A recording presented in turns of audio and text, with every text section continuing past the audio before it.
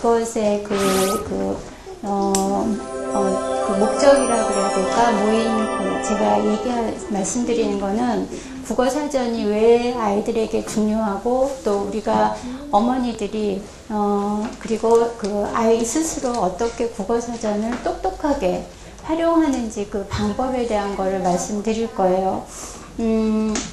제가 이 국어사전을 만들게 된 거를 잠깐 얘기를 드리면, 제가 백과사전을 만드는 회사에 다닐 때, 그때 제 아이들이 여기 여러분 아이들만큼 1학년, 3학년, 2학년, 저학년이었어요. 초등학교.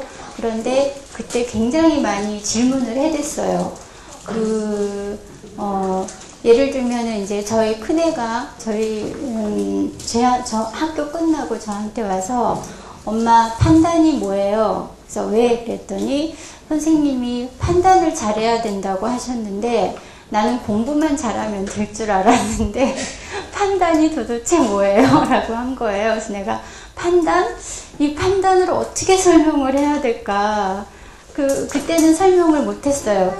그런 식으로 이렇게 뭐든지 이렇게 새로운 단어, 길을 가다가 아니면 어른들한테 들은 그 새로운 단어, 책에서 본 새로운 낱말 그런 거를 저한테 와서 물었는데 제가 아마 한 50%밖에 대답을 못 해준 것 같아요.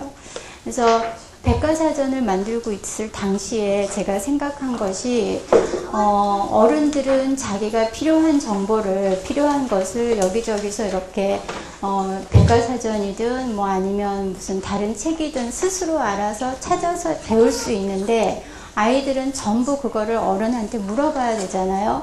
그런데 어른이 그거를 대답을 해주지 못하고 적절한 책이 없으면 아이는 이 궁금증을 어떻게 하나 라는 생각이 든 거예요. 그래서 그때부터 어린이 국어사전을 만들어야 되겠다. 물론 백과사전이 있으면 더 좋지만 백과사전보다 앞서서 국어사전이 있어야 되겠다라는 생각을 하게 됐어요. 그 생각이 한 10년 동안 고여 있다가 이번에 작년에 책으로 나오게 됐습니다.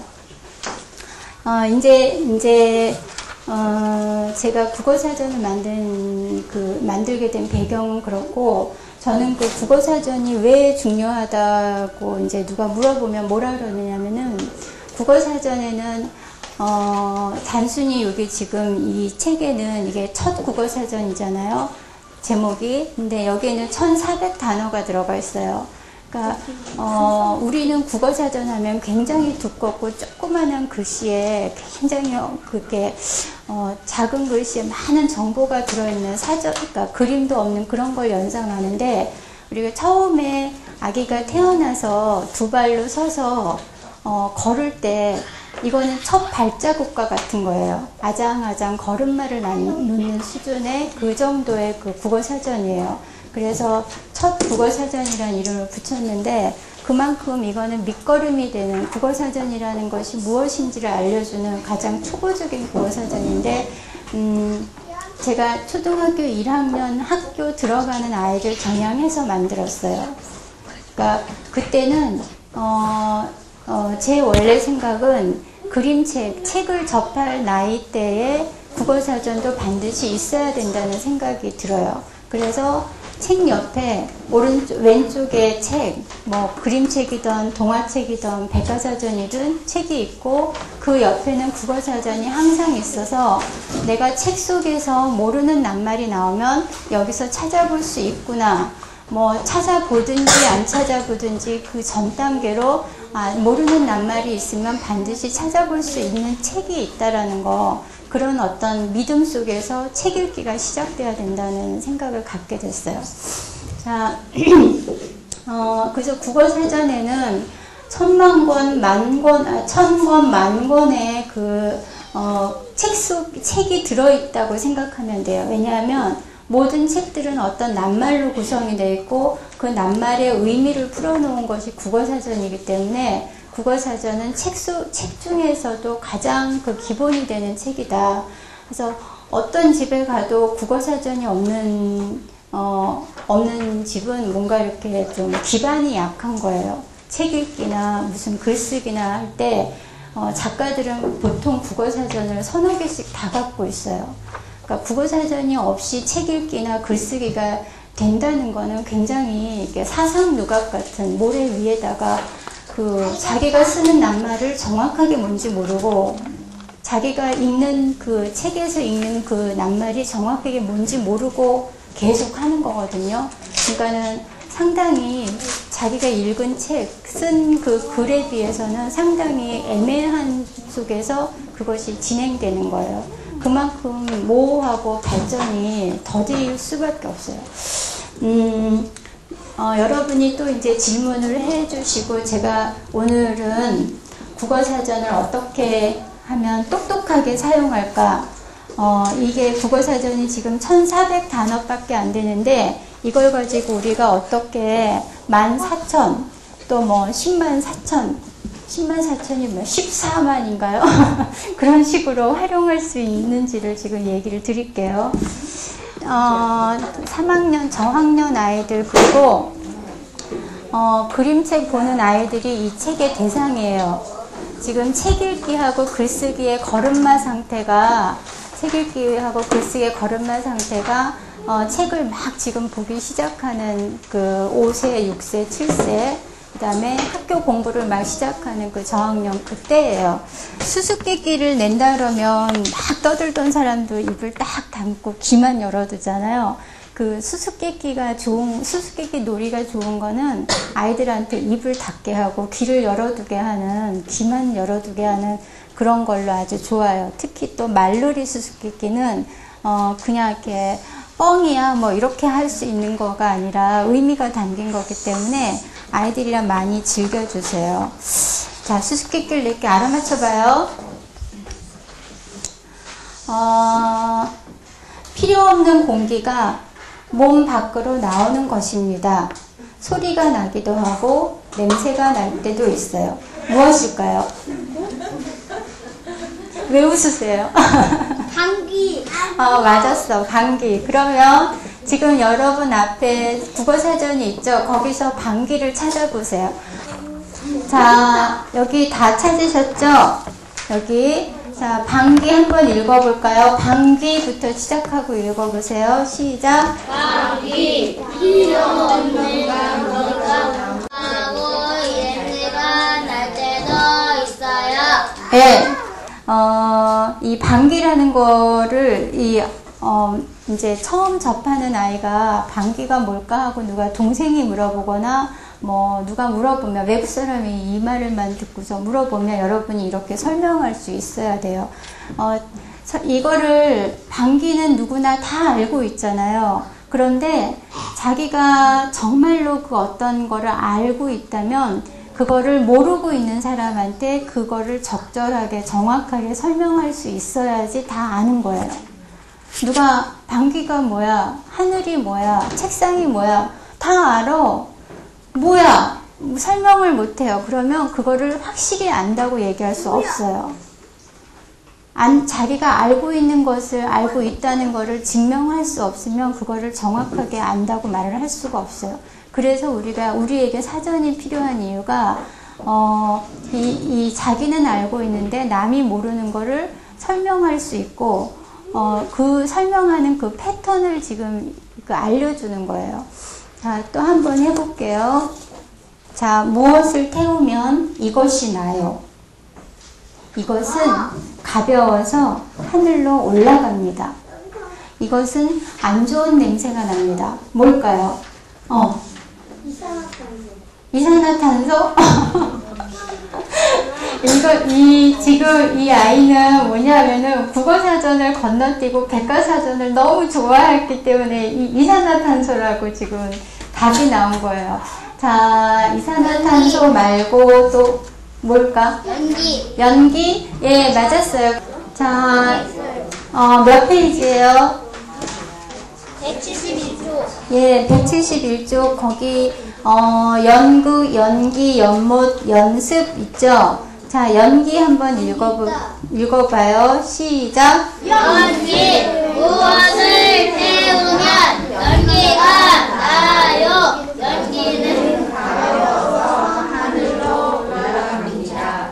연기는 안 좋은 냄새가 납니다.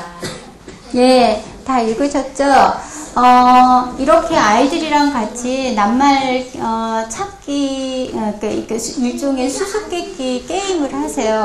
하루에 뭐 이렇게 그 잠깐 시간이 날 때 그리고 아이가 좀 피곤해하거나 뭘 시작하기는 좀 그런 거 어중간할 때 이렇게 여기 있는 거 가지고 아무데나 펼쳐서 아이는 맞추고 엄마는 문제를 내고 또 반대로 이렇게 하든지 친구들끼리랑 같이 하든지 이렇게 해서 이거는 이제 국어사전이라는 게 어떻게 어떤 책이구나 이런 거를 아이들에게 느끼게 하는 거예요. 지금 국어사전 여기 글씨가 많이 나와 있으니까 이걸 보고 이거 공부하는 책인가 보다 안 해야지. 그 공부를 좋아하는 친구는 딱 보겠지만 저기 숙제구나 공부하는 거구나 해서 좀 책도 두껍고 그러니까 밀쳐두는 아이에게는 이런 식으로 해서 흥미를 좀 갖게 익숙하게 유도를 하시면 되겠어요. 자, 그러면 여기 우리 아까 연기를 찾은 데에서 봄을 한번 찾아봐요. 봄은 앞으로 갈까요? 뒤로 갈까요? 봄 찾으셨어요? 네, 같이 읽어볼까요? 봄 시작. 봄 날씨가 따뜻해지고 풀과 나무에 싹이 나는 계절입니다. 봄에는 씨를 뿌려요. 봄은 겨울 다음에 옵니다.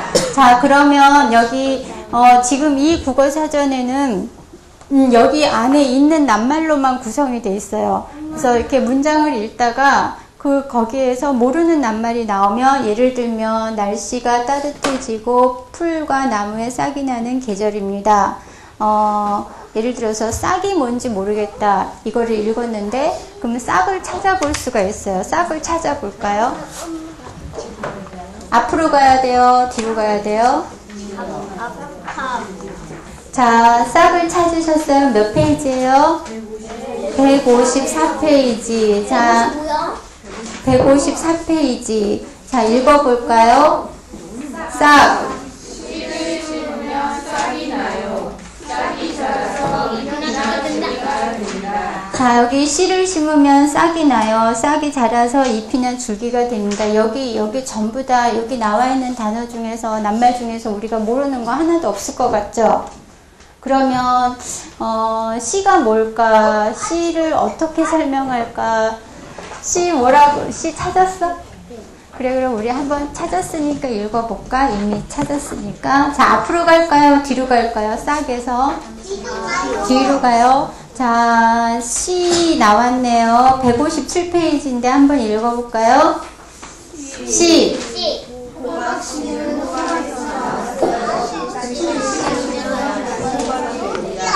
과일씨는 과일 속에 들어있어요. 예, 이렇게 계속 앞으로 갔다 뒤로 갔다 하면서 설명에 나와 있는 낱말들을 다 찾아볼 수가 있어요.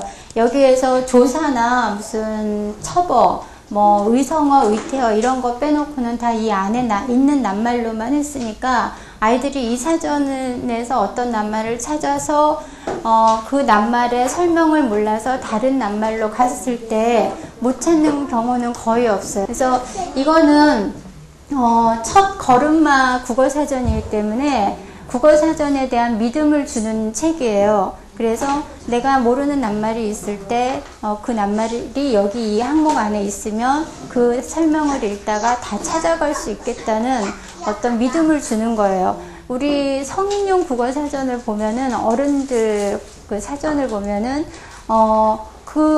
어떤 낱말을 찾았을 때 그거보다 더 설명이 어려운 경우가 있어요.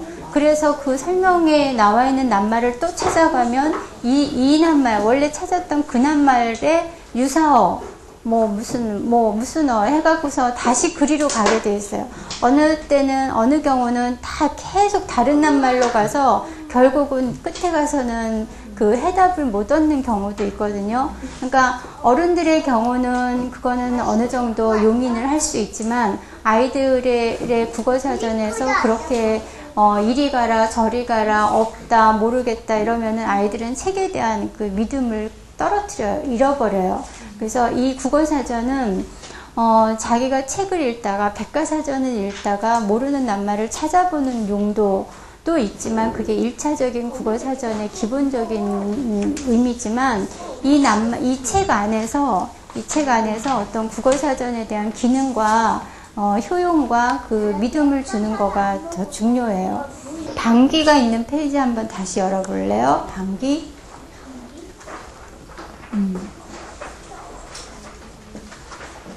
방귀가 있는 페이지에 보면은 방귀에 그림이 있었죠. 그림이 나와 있다는 표시가 지금 여기에 있는 네모 표시예요. 그래서 이 표시는 항목에 이게 붙어 있으면은 그림도 있으니까 그림을 봐라. 그래서 단 거고, 그 다음에 여기 방학이라는 항목 한번 보세요. 방학에 보면은 설명 끝에 또 저기 표시가 하나 있죠. 이거는 동시가 있다는 표시예요. 우리 방학이라는 동시 한번 읽어볼까요? 네가 읽어봐봐. 목소리 크고. 자. 방학, 구름이 하늘에 안 나오는 날엔 구름 방학, 개미가 흙밖으로 안 나오는 날엔 개미 방학, 꽃이 나무에서 안 나오는 날엔 꽃방학, 말이 입에서 안 나오는 날은 말방학. 방학이 때는 개미와 구름과 꽃과 말이 다 놀아요. 일하지 않아요. 왜 앞에는 씩씩하게 시작했다가 뒤에는 방학하고 싶어? 네. 방학이 되고 싶어? 네. 말방학하고 싶었어? 네. 그래? 자, 방학이 어떤 건지 확실히 알았네. 그러면. 네. 그래서 제가 이 동시를 다 직접 지었어요. 그래서 여기 여백도 남고 아이들이 읽으면서 동시도 참 좋은 거거든요, 아이들한테. 그래서 시를 지었는데 제가 가장 좋아하는 시는 자유라는 시예요. 자유 항목 한번 찾아보세요. 자유를 설명하고 싶은 많은 문장들이 있었는데 이 안에 있는 낱말로만 하기로 약속을 했잖아요. 진짜 정말 할 수가 없는 거예요. 어떻게 움짝을 할 수가 없는, 이 낱말을 쓰면 그것도 없고 그 항목을 또 만들어야 되고, 그래서 못다한 말을 시로 썼어요. 그래서 시를 썼는데 한번 읽어보세요. 자유는 편안해요. 풀밭에 누워있는 기분이에요. 자유는 부드러워요. 고양이 털을 쓰다듬는 느낌이에요. 자유는 가벼워요. 무겁지 않아요. 새의 깃털 같아요. 자유는 향기로워요. 꽃보다 더 향기로워요. 자유는 내 손에 있어야 자유예요. 날아가면 자유가 아니에요. 여러분이 아이들이랑 같이 국어사전을 볼 때, 그렇게 더 이상 머리로 이렇게 뭘 하고 싶지 않을 때는 여기에서 그림만 이렇게 보세요. 그림만 보고, 이게 무슨 항목인가, 그 밑에 그 캡션, 그림 설명을 한번 읽어보면서, 아이랑 이렇게 그림책 보는 식으로 그림에 어떤 방귀끼는 아까 그림이 나와 있으면 너도 옛날에 한번 그렇게 방귀를 꼈지, 그래서 다 웃었지, 아빠가 방귀를 꼈을 때 정말 냄새가 많이 났지, 이런 식으로 이렇게 추억을 만들어 가세요. 그림을 가지고.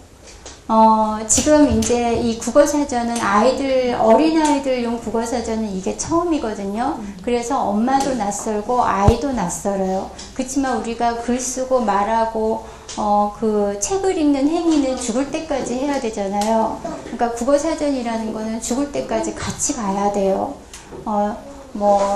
아주 그 예외적인 그런 경우가 아니라면 학업이 지속되는 하는 국어사전은 있어야 돼요. 그래서 이 시기에 우리가 노력할 거는 국어사전이라는 것이 우리의 책 읽기와 글쓰기를 도와주는 책이다. 그리고 이 안에 있는 단어는, 낱말은 전부 다 찾아가서 의미를 알 수 있다라는 믿음을 주는 거가 중요해요.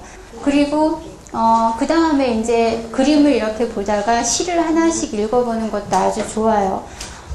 저는 그 문학의 가장 그 최고의 형태가 시거든요. 제가 동화를 쓰고 있지만, 제가 정말 글을 진짜로 잘 쓰고 싶을 때는 시를 쓰고 싶은 때예요.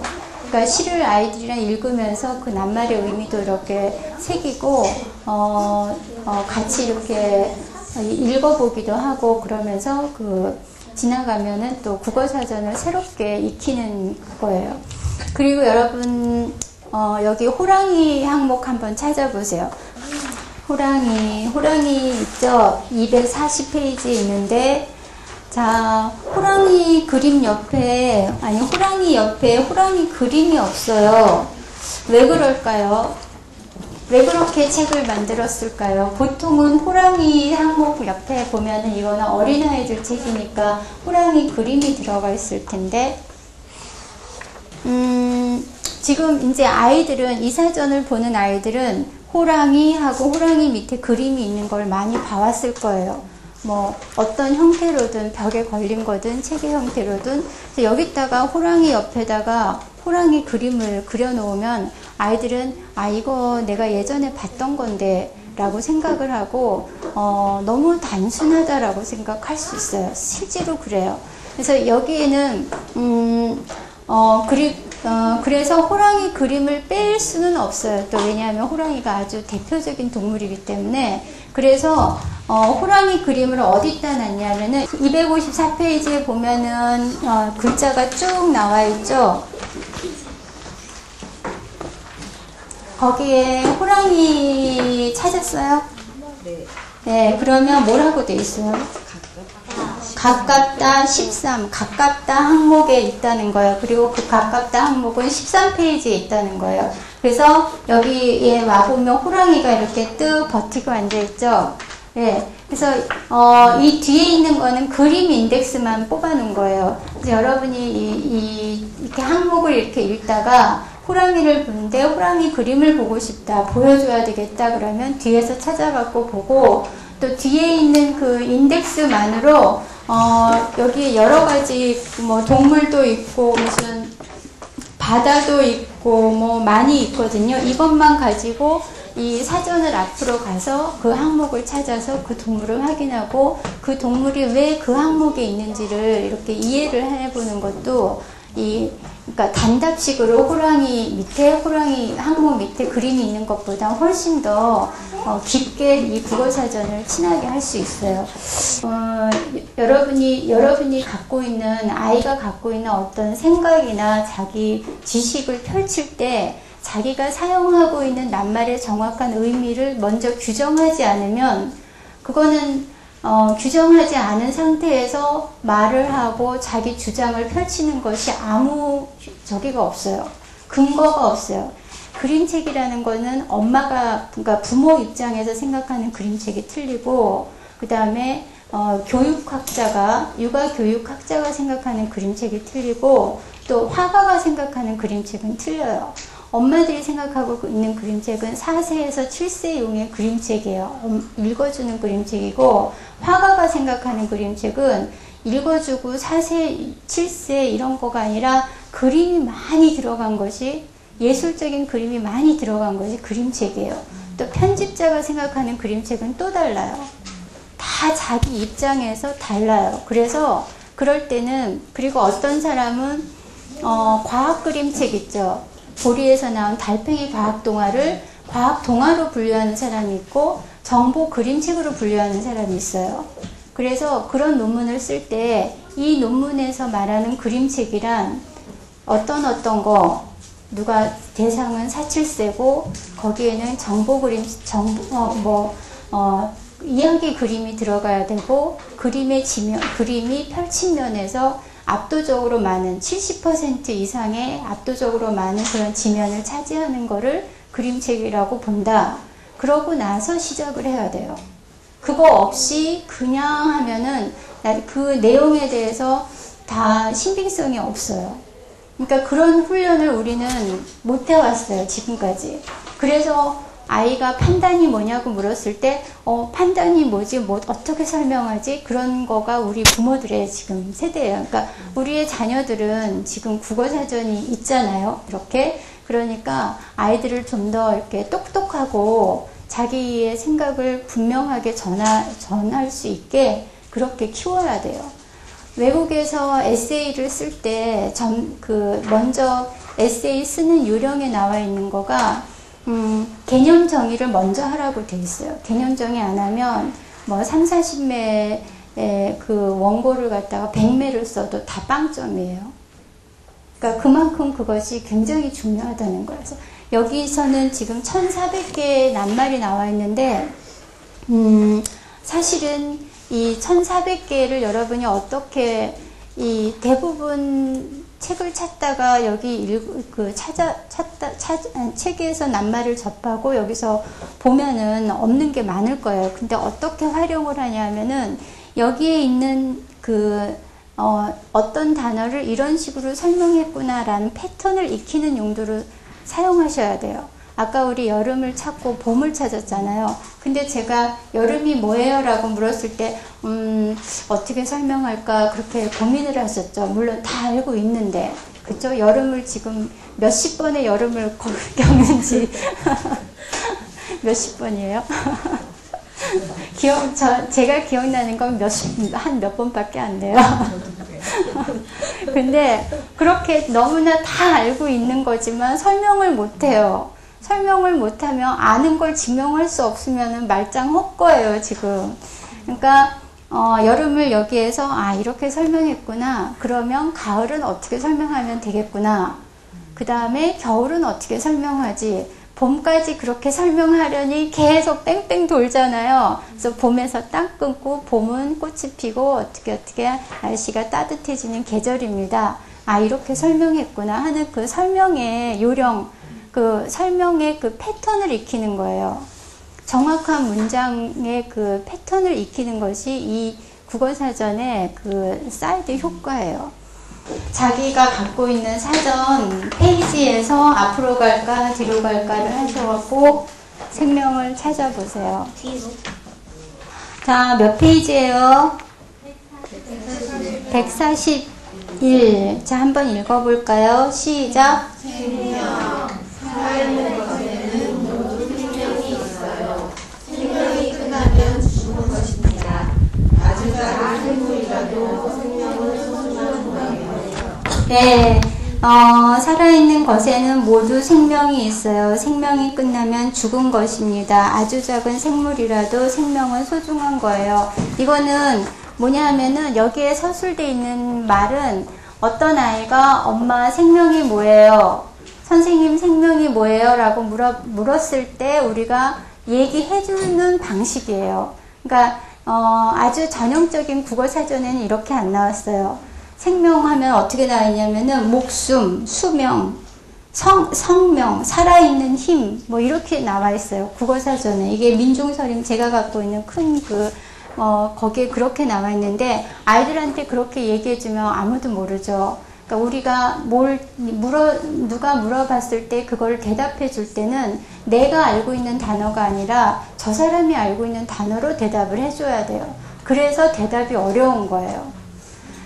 여기에 지금 나와 있는 그 문장의 형태는 그런 형태예요.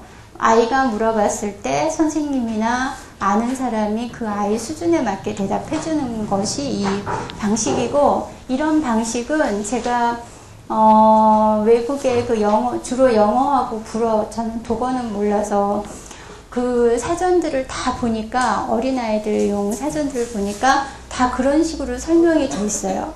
그래서 처음에 저는 제가 국어사전을 만들어야 되겠다는, 제 스스로 집필을 할 수 있다는 느낌은 못 가졌어요.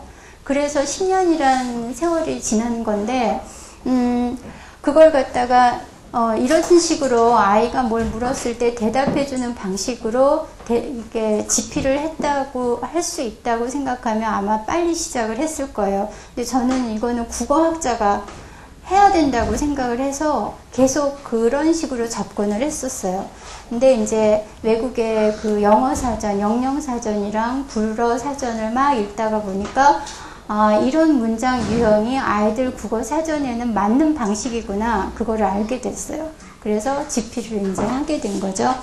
그러면 살아있는 것에는 모두 생명이 있어요. 생명이 끝나면 죽는 것입니다. 아주 작은 생물이라도 생명은 소중한 거예요. 그러면 살아있다에서 지금 살다라는 항목을 한번 찾아보세요. 아이가 만약에 살아있다는 거는 뭐야? 살다라는 거는 뭐야? 라고 물으면 뭐라고 할까요?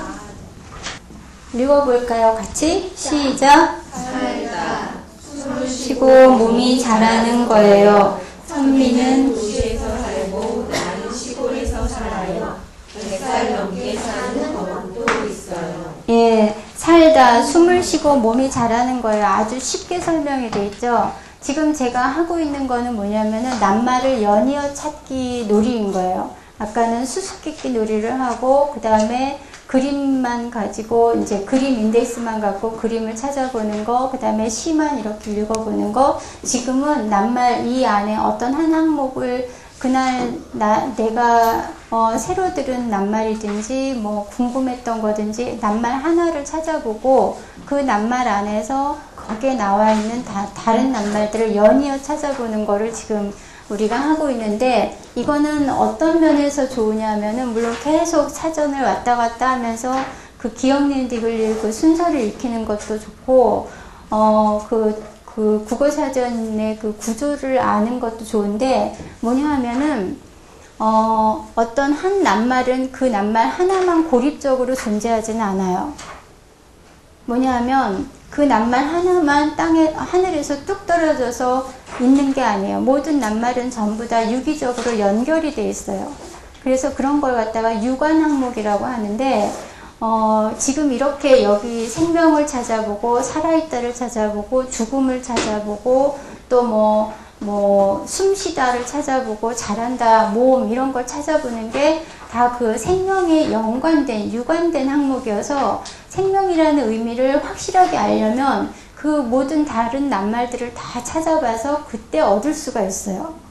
분자 있잖아요. 우리 어떤 물질이 분자와 원자로 이렇게 연결이 돼 있잖아요. 이게 뭐든지 아주 조밀하게 어떤 물질이라든지 물질이어도 아주 조밀하게 딱 굳어져 있는 건 없어요. 우리 고체 하면은 딱딱한 물질이라는데 무엇이든 그 안을 파고 들어가면 전부 다 거미줄 같은 망이에요, 망. 물질이라는 것이. 그러니까 이 단어라는 거, 낱말이라는 것도 하나가 고립적으로 존재하는 게 아니라 여러 낱말들과의 관계에서 그 의미가 확실히 부각이 되거든요. 그래서 이 유관 항목을 연이어 어떤 한 낱말을 연이어 찾아보는 거는 이런 의미가 있어요. 그래서 그러고 이제 이거는 이제 아이들이랑 같이 하는 그 낱말 연이어 찾기가 있고, 여기서 보면은 숨을 쉬고 몸이 자라는 거예요. 그럼 여기서 숨도 찾아볼 수 있고 쉬다라는 것도 찾아볼 수 있고 몸도 찾아볼 수 있고 자라다라는 걸 찾아볼 수 있어요. 자라다를 한번 찾아볼까요? 자라다 찾으셨어요? 아니요. 아이들이 이 앞으로 가야 될지 뒤로 가야 될지 모를 때 이 그 옆에 바 있죠? 그거를 가지고 그거를 보세요. 얘기해 주세요. 자, 자라다가 어디 있나 읽어봐봐. 자라다. 생물이 점점 커지거나 나이를 먹는 거예요. 작은 나무가 자라 큰 나무가 되었어요. 주영이는 벌써 누나만큼 키가 자랐어요. 나도 주영인데. 그래? 제가 여기에 그 각가지 이름을 다느라고 아주 흰머리가 몇 개는 늘었어요. 지금 다 뽑았어요, 그런데. 아이 이름을 어느 분이 예전에 질문을 하셨는데 아이 이름을 어떻게 달았냐 그래서 그 인터넷에 보니까 가장 많은 이름 빈도수가 있더라고요. 민지하고 무슨 그런 여자 이름이 민지가 1등이었어요. 그래서 그 이름을 많이 넣고 또 이렇게 어떻게 하다 보니까 여자 이름만 또 어느 면에서 막 나오고 그래서 남자 이름으로 또 바꿔치기 하고 그런 작업들을 좀 했어요. 이제 지금 제가 얘기 드리는 건 뭐냐면은 아이들이랑 같이 이제 이렇게 낱말 연이어 놀이를 찾는 놀이를 하고 그 다음에는 이렇게 어떤 항목을 읽었잖아요. 그러면 그 항목을 가지고 그 예문을 자기식으로, 왜냐면 자라다라는 거는 여기 예문을 보면 아주 쉽게 돼 있잖아요. 자기 아이의 일상에서 나온 거예요. 할머니 어디 갔지? 주영이? 주영이요? 주영이는 벌써 누나만큼 키가 자랐어요.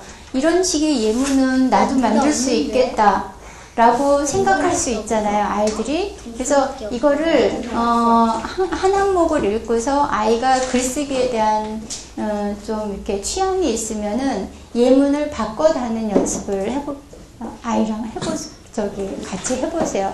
마치 일기를 한 낱말을 가지고 예문을 바꿔 달면서 일기를 쓸 수도 있어요. 그날의 기록이 될 수도 있어요. 여기에 있는 예문은 전부 다 아이들 생활에서 나온 거기 때문에 아주 어려운 낱말도 없고 이 정도는 나도 할 수 있다라고 생각할 수 있을 거예요. 그러니까 조금 이제 아이들 생활이랑 밀접한 낱말을 선택해야 되겠지만 여기에 나와 있는 거는 전부 다 밀접한 거예요.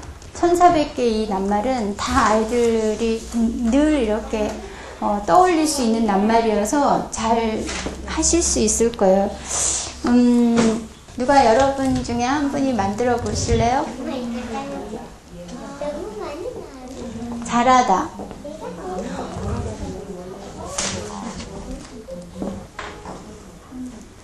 엄마가 해보세요.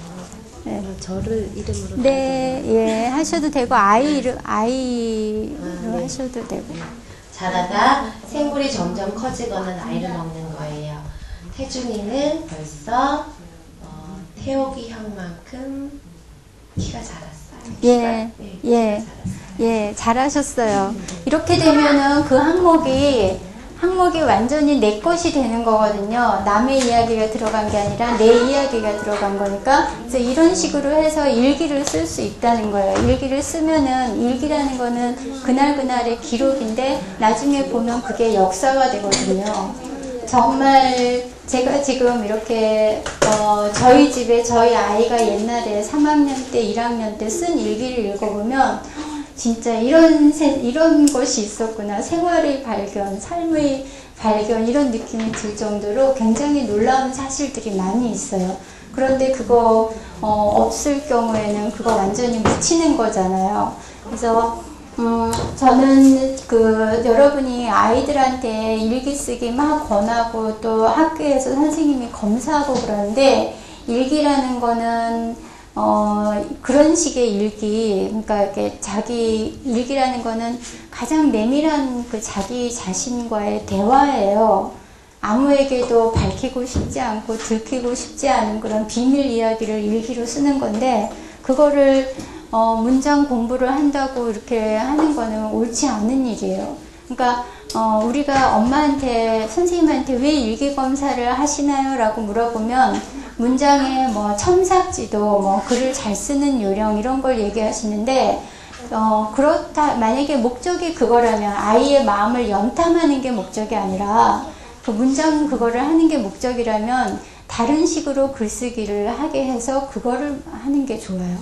그걸로 하셔야 돼요. 그래서 지금 제가 국어사전을 이용해서 어떻게 그 문장 낱말 정확하게 쓰고 문장 그거 틀린 거 고치고 이거를 하는 또 하나의 방법을 지금 얘기를 드리는 거예요. 잘하다 있으면 처음부터 잘하다를 네가 항목을 만들어 봐. 그러면 굉장히 어렵거든요.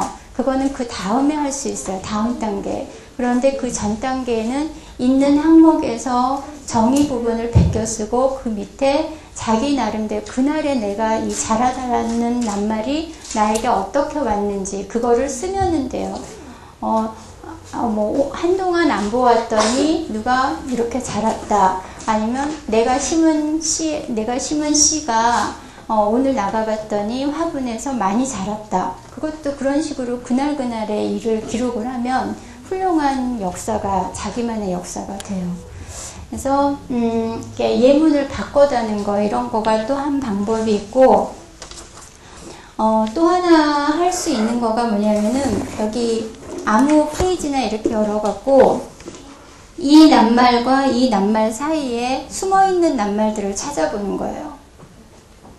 이 낱말과 이 낱말 사이에 자기하고 작고하고 뭐가 있을까요? 잘 못 떠올리겠죠? 처음에는 그래요. 그 다음에 작고하고 자다 사이에 또 뭐가 있을까요? 굉장히 많은 낱말들이 아마 숨어 있을 거예요.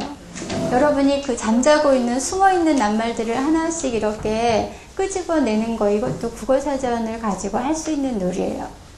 이 국어사전 그 낱말에 대해서 많이 이렇게 이제 조금 들어가야지 아마 이게 지금 언뜻 보면 그림으로만 이렇게 딱 보면은 아무것도 생각 안 날 거예요.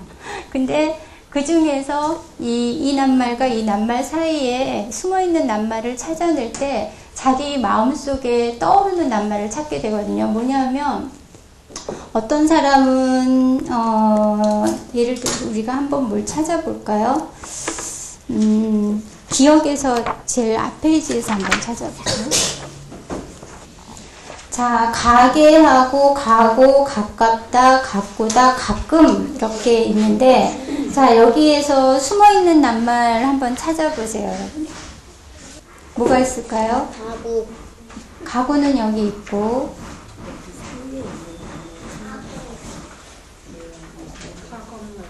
가건물 네 있어요. 네, 그리고 또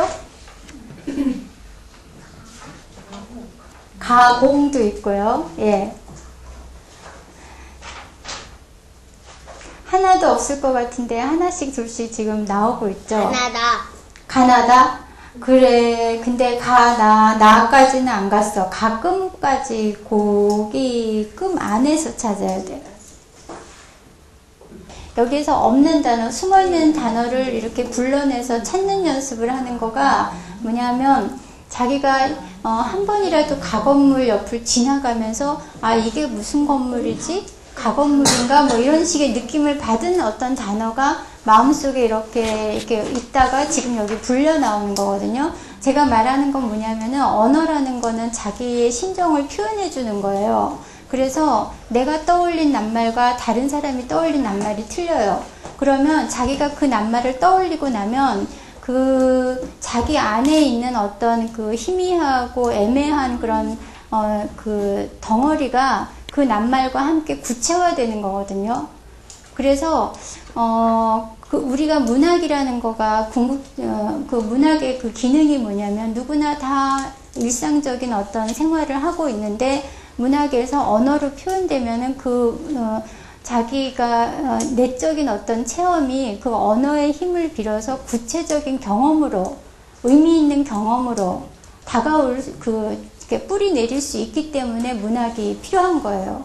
그러니까 여기서 없는 단어를 떠올리는 거 이런 거 그 낱말에 대해서 그 생각하는 거가 단순히 그냥 누구나 다 이렇게 수학 공식 풀듯이 되는 게 아니라 자기 마음을 스치고 간 낱말이 이렇게 떠오르는 거여서 그 어떤 내적인 그런 의미가 있어요. 이 눈을 감고 여러분 다 지금 한번 눈을 감고요. 자기 앞에 있는 사전을 만지고 들고서 그리고 그 눈을 감고서 책을 펼치세요. 아무 페이지나. 한번 읽어보실래요? 표제 엄마, 이분은 84페이지하고 85페이지를 펼쳤어요. 들어오다, 들여다보다, 등대, 등산, 따뜻하다, 따라가다. 네, 그럼 이 단어 중에서 어떤 낱말이 가장 마음을 끌어요? 하나만 고른다면? 딸기. 딸기? 네. 딸기 드셨어요? 네. 딸기 한번 읽어볼까요? 봄에 나오는 빨간 열매입니다. 겉에 작고 검은 씨가 붙어 있어요. 딸기는 작아서 먹기 좋아요. 예, 잘하셨어요. 이거는 뭐냐면은, 제가, 얘기하는, 왜, 우리, 교회 다니는 분들은 보면은, 마음이 좀 이렇게 심란할 때, 아무 페이지나 성경의 한 페이지를 열어서, 거기에 나와 있는 글귀를 읽으면, 그것이 자기의 마음의 지침서, 어떻게 하라, 어떻게, 마치, 그 타로점 있잖아요. 타로점 보듯이 그렇게 제시하는 그런 거를 접하기도 하거든요. 근데 국어사전도 마찬가지예요. 국어사전도 이렇게 아이랑 같이 한번 눈을 감고서 어떤 페이지를 딱 열어서 표제어를 쭉 읽어보고서 너는 이 많은 단어 중에서 특히 너에게 나에게 끌리는 그 단어가 뭐니? 하고 서로 얘기를 나누고, 그거를 읽어보면서, 내 마음 상태가 지금 이렇구나. 아니면 내가 지금 이런 걸로 고민을 하고 있구나. 어떤 그 낱말 그거 하나로, 그 마음 상태를, 그리고 앞으로 이렇게 해나가야 될 어떤 것까지 제시를 받는 경우가 있어요. 그러니까, 그렇게 큰 의미를 부과하지 않더라도 그 낱말이 그날의 나의 낱말이 될 수 있는 그런 느낌을, 왜냐하면 자기가 그 페이지를 열었기 때문에 그런 걸 아이들이랑 같이 해볼 수 있다는 거예요. 그래서 이거는 마법의 낱말이라고 제가 이름을 붙여갖고 마법의 낱말 게임. 그래서 눈을 감고서 마음을 좀 가라앉힌 다음에 어느 페이지를 딱 열고 표제어를 쭉 읽어보고 그 표제어 중에서 내가 왜 이 낱말이 마음에 끌리는지, 그 낱말에 끌리는 그것이 뭔지 해서 자기 마음을 이렇게 알아보고 미무하는 그런 효과가 있어요. 이거는 간단하게 할 수 있으니까 여러분이 자녀가 둘일 경우에 또 친구들끼리 아이들끼리 싸우잖아요. 그럼 두 아이를 딱 갖고 와서 불러 앉혀서 하나씩 시켜보세요. 그러면 아주 이상하게 저는 이거를 의도하고 만들진 않았어요. 책을 만들 때. 근데 굉장히 희한하게도 이 낱말 중에서 자기의 심정을 끌어당기는 낱말이 누구나 하나는 다 있어요. 어떤 애는 뭐 노래가 될 수가 있고, 노래를 하고 싶었는데 못한 것 때문에 마음이 약간 상처가 있거나 무거울 때, 또 어떤 애는 뭐 의미 뭐 이런 것도 있고 다 틀려요. 그래서 그런 거를 해보면은 재미있을 거예요. 자, 마지막으로 이제 여러분한테 제가 카드를 나눠 드릴게요. 자, 지금 이제 이 눈을 감고서 이렇게 딱 열어갖고 심정에 와닿는 단어 그런 걸 했잖아요. 여러분이 여기 지금 이게 영어 단어 카드 예전에 제가 그렇게 썼었는데, 여기에다가 지금 내 마음에 내가 가장 소중하다고 생각하는 어떤 낱말을 하나 떠올려 보세요. 흔히 나폴레옹이 자기 사전에는 불가능이 없다 그랬잖아요. 여러분은 지금 이 순간에 가장 처음으로 나의 사전에 쓰고 싶은 낱말을 여기다 쓰는 거예요. 예를 들면, 가족 이렇게 쓰면은 여기 표제어를 쓰고, 요 위에 날짜를 쓰고, 이름을 쓰고, 그 다음에 자기가 생각하고 있는, 제가 이 국어사전을 최대한 활용한 거가 그 항목을 만들어 보는 거라 그랬죠? 여러분이 그거를 지금 모의 연습 삼아서 한번 해보는 거예요. 그래서 나에게 지금 와닿는 단어가 가족이면, 가족해서 어머니, 아버지, 누나, 동생이 가족이에요. 우리 가족은 오손도손 잘 살고 있으니까 걱정 마세요. 이런 식의 정의도 다르고 자기가 예문도 다른 거예요. 그래서 이거를 아까 일기 얘기도 잠깐 했지만, 이거를 일주일에 한 번씩, 아니면 하루에 열심히 하고 싶으면 하루에 한 번 하셔갖고 이거를 기억, 니은, 순으로 모아놓으면 뭐가 돼요? 나의 사전이 되는 거예요. 내가 만든 나의 사전이 되고 나의 기록장이 되는 거예요. 여기에다가 이 사전에 나와 있는 것처럼 그림도 그릴 수 있고 예쁘게 디자인을 해서 자기만의 그 사전을 만들 수가 있어요. 그래서 날짜를 쓰면 이거를 기억, 니은, 순으로 모아놓으면서 날짜를 비교해보면 옛날에 내가 이렇게밖에 표현하지 못했는데 지금은 이렇게 표현할 수 있구나. 그런 것도 눈으로 확인할 수 있고, 학교에서나 그 어떤 공동체에서 만들어 놓으면 좋은 기록이 될 것 같아요. 여러분이 한번 지금 해보세요. 제가 가장 잘 된 사람한테는 아까 그 책을 드릴 거예요.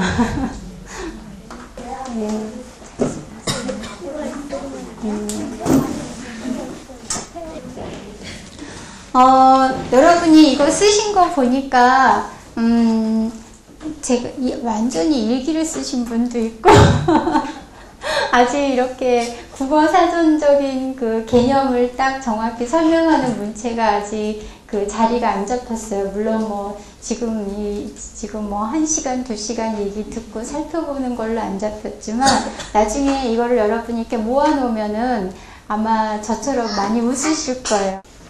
제가 아이들 거에서 하나 뽑고 어른 거에서 하나 뽑고 그렇게 할게요. 다 썼어요? 네, 다 쓰셨어요? 아이들도 다 썼어요? 이 기계 쓴 아이가 누구지? 저요. 엄마가 더 좋아.